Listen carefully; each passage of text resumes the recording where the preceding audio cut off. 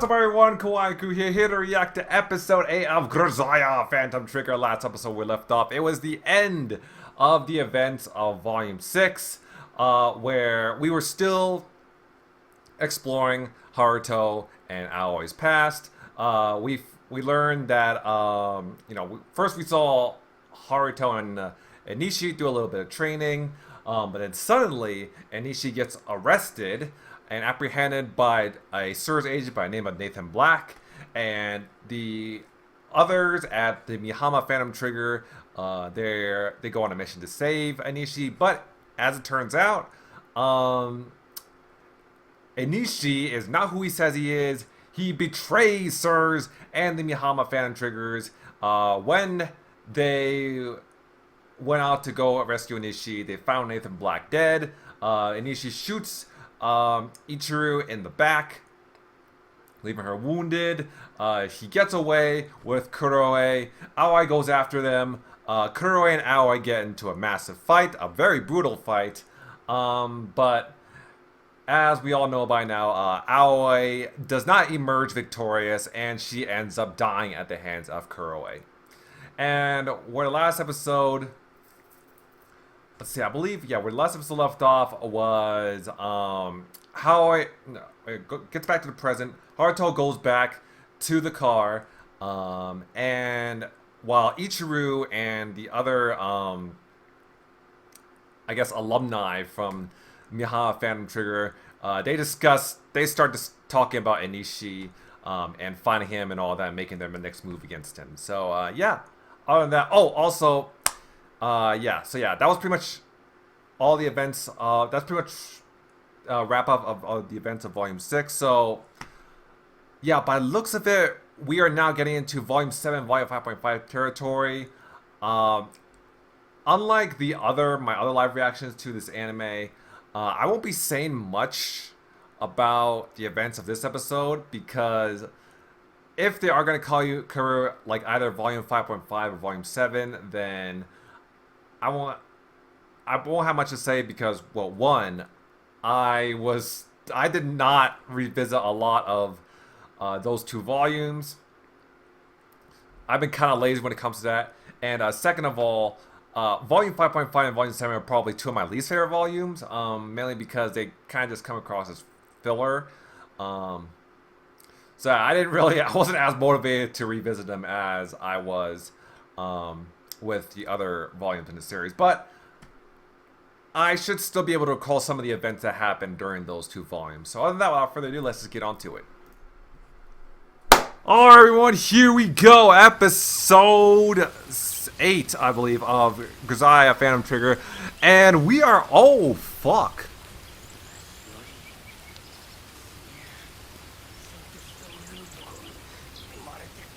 We're starting right off with this?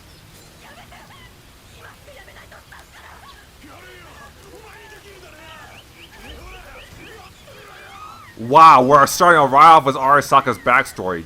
God damn.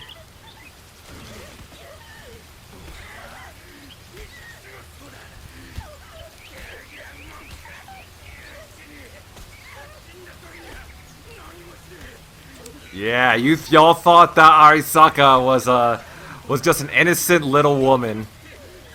You thought she wasn't gonna have a dark backstory. Nah, this is Grisaia. This is Grisaia. Every significant character's gotta have a dark backstory. Oh, yep, that's right. This is what we call an out-of-body experience. How could she be both on the ground, but also stabbing her father?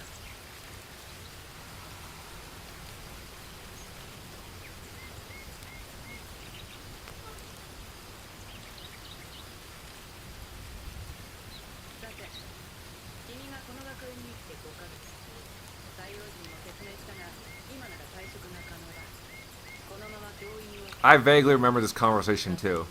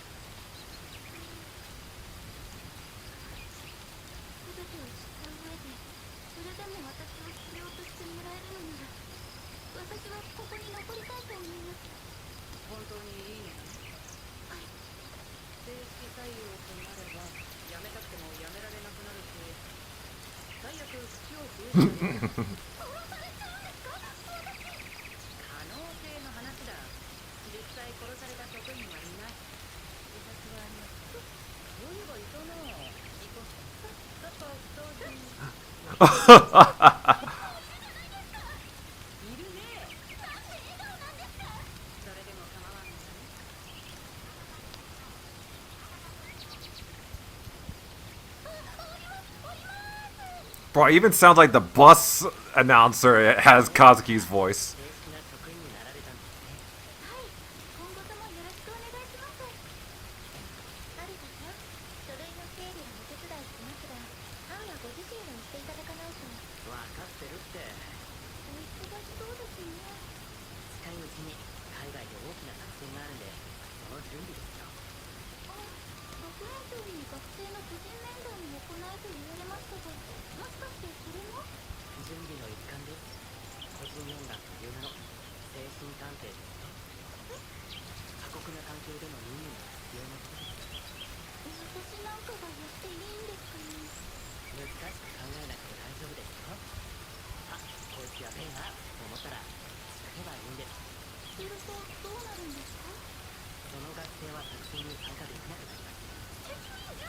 Mm-hmm.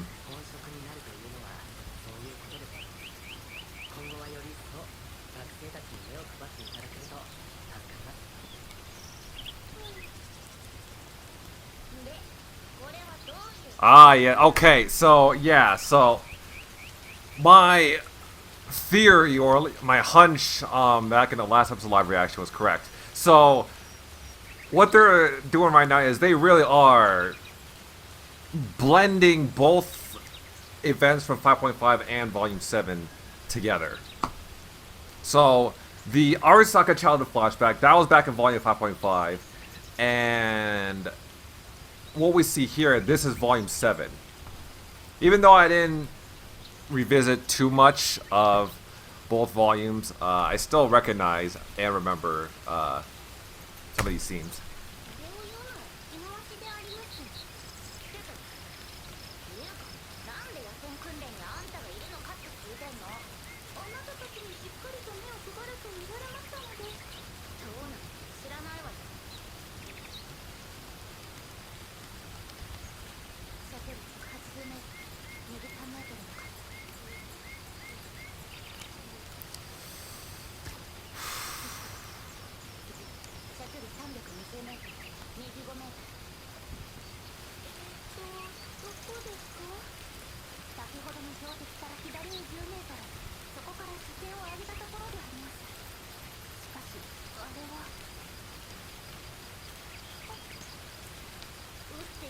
It's a kid!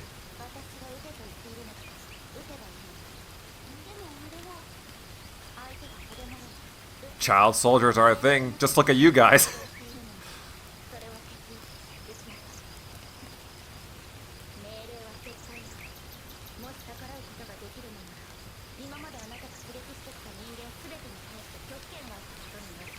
Ooh.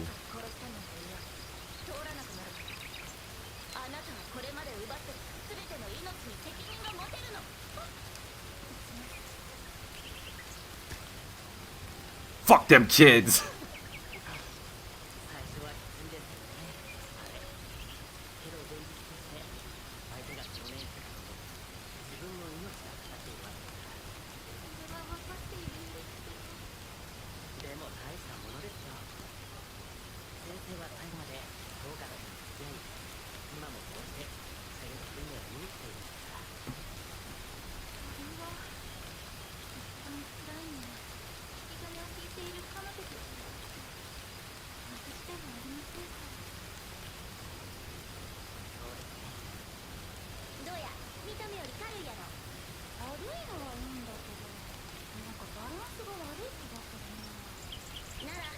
Yeah. Right now with an assault rifle. And Taiga with her 5-7.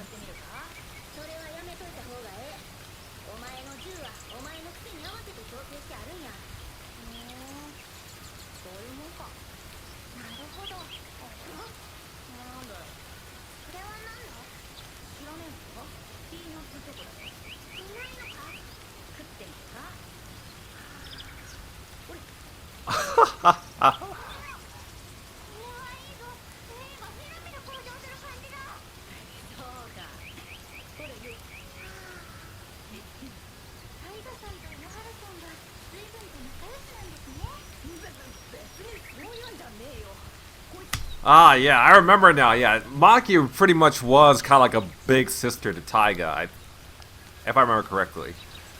Man, I did. Yeah, I was surprised when I didn't say much during my last live reaction, but I was surprised when I saw this in the previews from last episode as well. I didn't think they would adapt this. Who doesn't?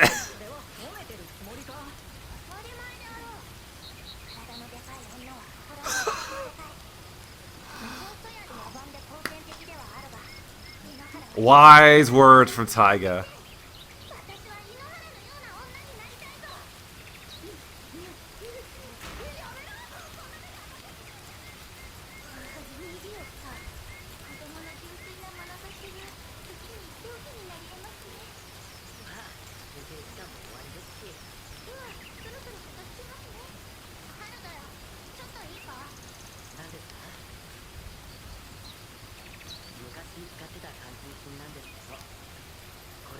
Yeah, she doesn't know how to read analog clocks.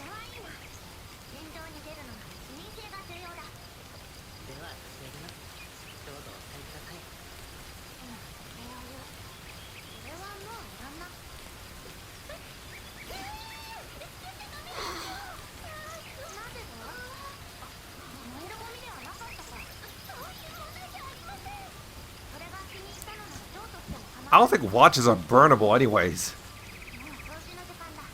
Well, at least not those analog, old-fashioned watches.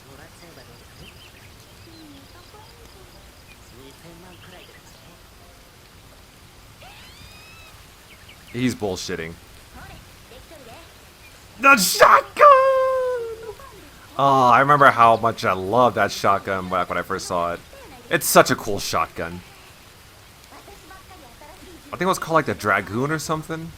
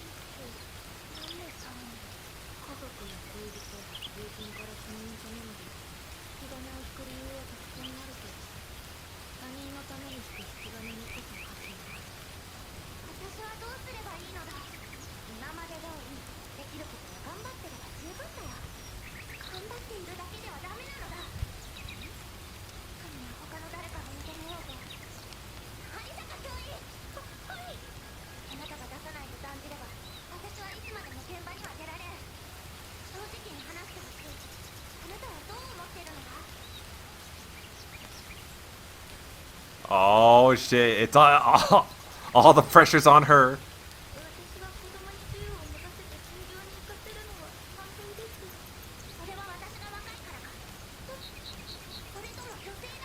Whoa, hang on there.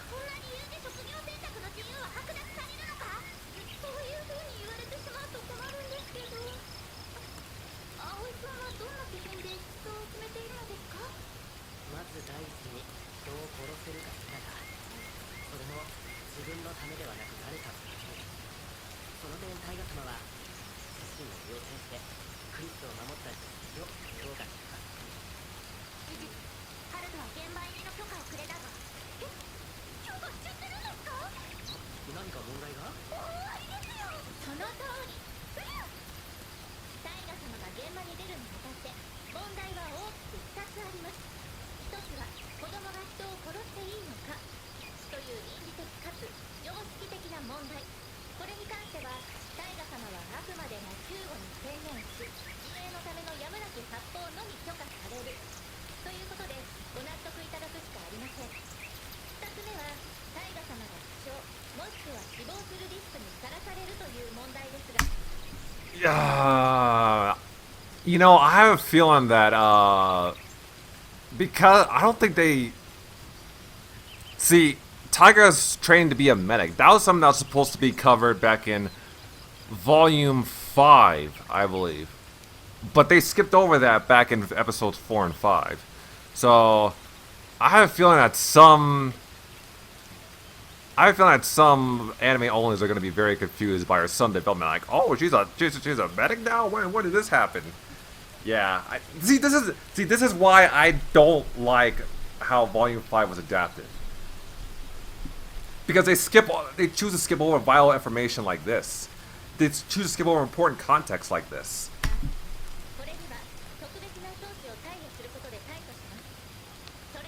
This conversation would make so much more sense if anime onlys knew beforehand that she was training to become a medic.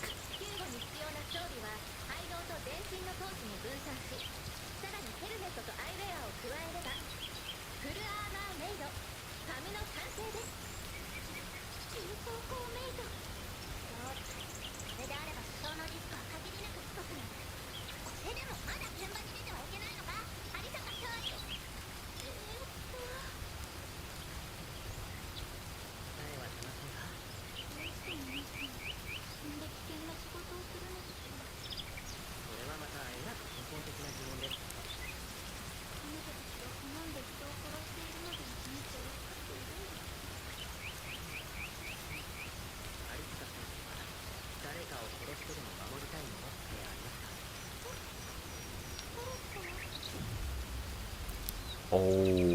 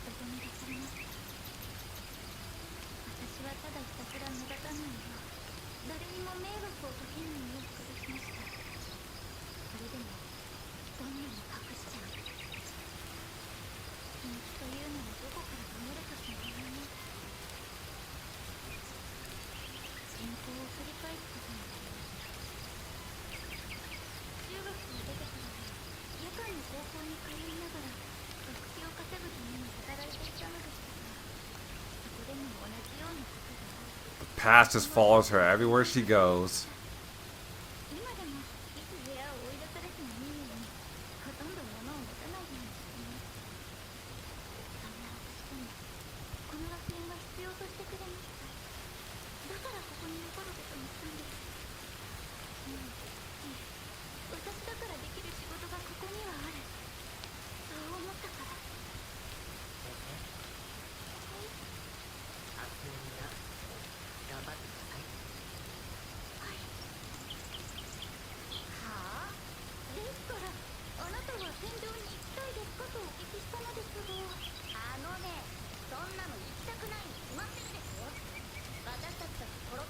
Okay, I think I remember the personal interviews from そりゃ Volume 5.5. 怖くないと感じるようになったら逆にやばいって。でも私がその場にいることで救える命があると思うと行かない方が落ち着きません。自分しかできない仕事で誰かの役に立ってそう思うように努力してる。仲間のため、組織のため、そして国のために引き金をしていることを誇りに思っているであります。Megami really did need to do a salute. 私は戦場に行きたいのではない。戦場に必要とされる人間になりたいだけだ。そうですか。わかりました。おい、タイガー。体育館空いたから格闘の稽古つけてやんぞ。ダメですよ。なんでだよ。井ノ原さんの面談はまだじゃないですか。そんなもん受けるとは言ってねえだろ。言ったら行くって言ったじゃないですか。そりゃ8割いかねえやつだろ。何を怖がっている？子供にもできることだぞ。怖がってねえし。分かったよ。さっさとやってくれ。では一つだけ。井ノ原さん、あなたが何のために人を殺すのですか？やっぱそういうこと聞くんだな。それが分かっていたから逃げようとしたんですか？そうですね。ただその質問に答えるとなんか自分が変わっちまうんだよ。井ノ原！なんだよ。お前は殺し屋なのか。情けないことを言うな。私のために殺せ。 Woo! 私が代わりに背負う。 Woo! ガキに心配されるから私も焼きが回ったもんだ。私は井ノ原のためを思ってだな。まあ考えとけよ。先生、もう行っていいかい？はい。どうぞ。 Oh man.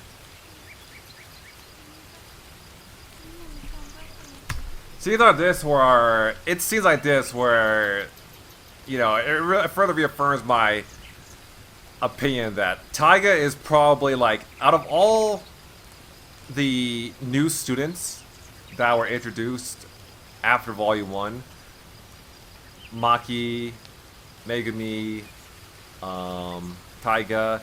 I guess you could count Yuki too, even though she's not exactly like a new student, but you know, she's like a new character introduced after Volume 1. But yeah, out of all of them, I'd say Taiga's probably my favorite.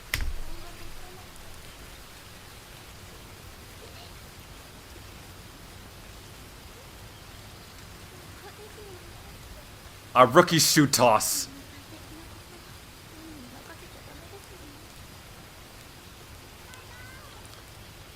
Sachi would call those rookie numbers.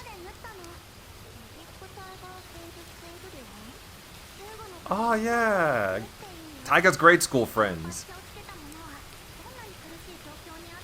Yeah, this was also Volume 7 as well.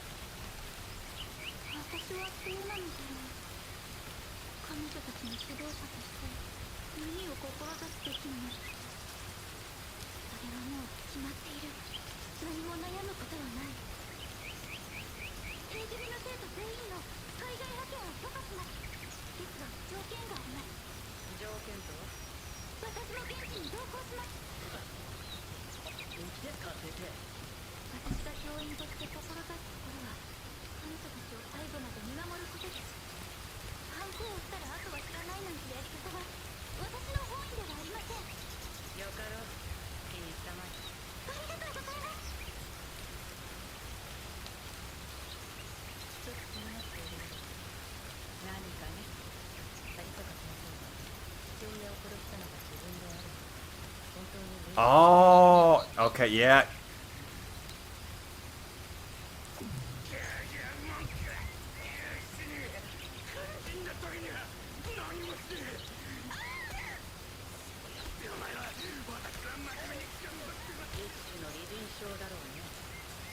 自分を自分と認識できなくなっていたか、あるいは乖離性変動か、死に直面するような極度のストレス下ではままあることだ。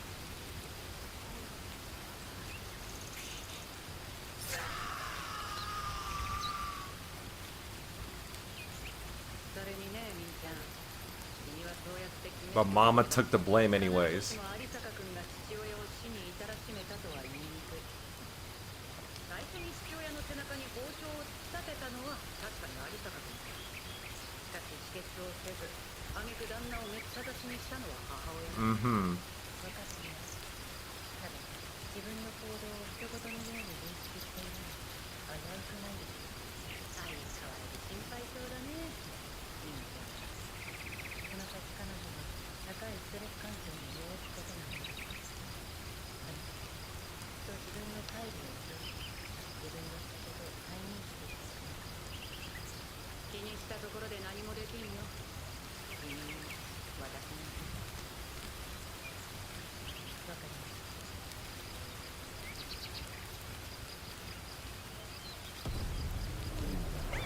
た。And now we're back to some Volume 7 stuff.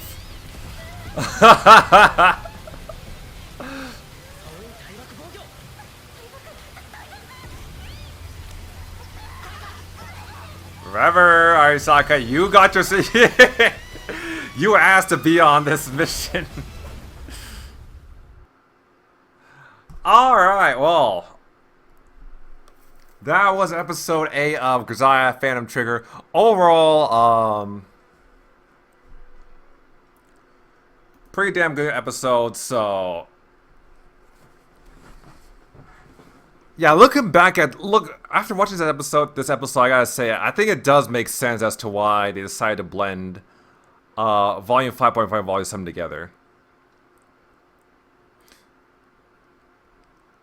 Because I think a lot of Arisaka's like POV in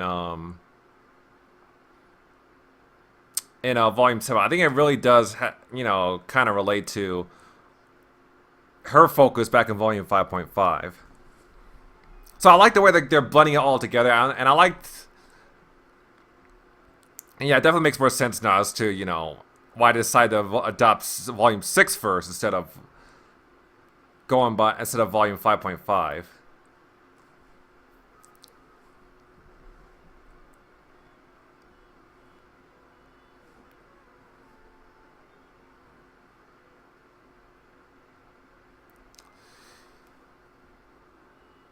But Howard, does that mean that the rest of this anime is gonna be Volume 7? No, there's no way.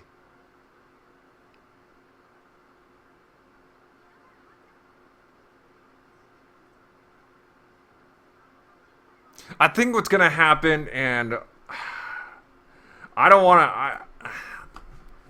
I think what's gonna never gonna happen. I don't know if I said this before, but and I, as much as I don't want it to happen, but I feel like that's what's gonna be the case.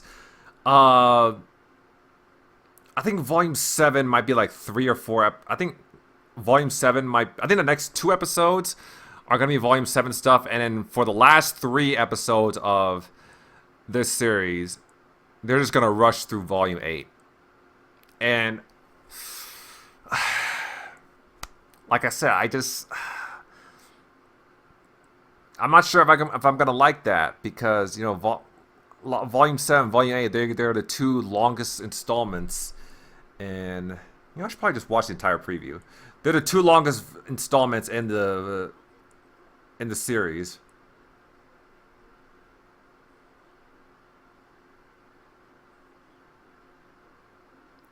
Oh yeah, Taiga saving the...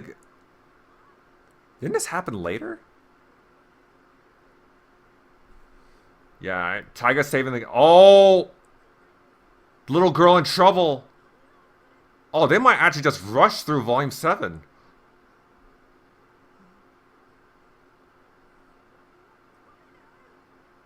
I'm gonna be real. I'm barely paying attention to what they're saying.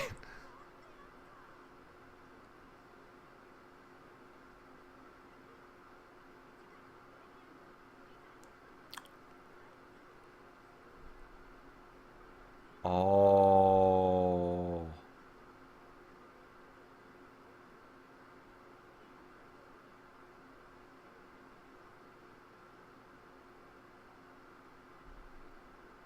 Oh, no, I think maybe they're gonna rush through Volume 7 in this episode, or in the next episode, and then the next 4 episodes are going to be dedicated to Volume 8. Actually, now that I think about it, maybe that could work, because honestly, I don't remember. The reason why I don't consider Volume 7 to be one of my favorites, because I think it was kind of mostly just filler. Like, nothing really happened. Nothing really too major happened. Not a lot of major things happened during Volume 7. So, yeah, if that's the case, yeah, I think they could definitely make that work. But we just got to wait and see. But yeah. I don't think there's really much anything else that I want to say before I end this video. Oh, I guess real quick. Going back to Miss Arisaka's past, yeah, I do remember her being like strangled and having an out-of-body experience, which they didn't exactly touch upon in the anime. But yeah, she had an out-of-body experience where she saw herself, you know, being abused by her father and all that. And that's of course because of, you know, all the trauma and distress that she suffered during that time.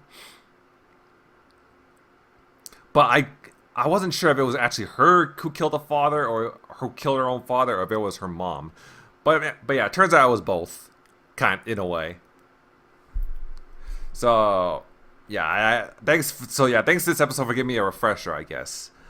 But yeah, again, overall, another great episode of Grisaia Phantom Trigger, the anime. Thank you guys for watching. Have a great day. Subscribe to my channel, follow me on Twitter, and I will see you guys next time.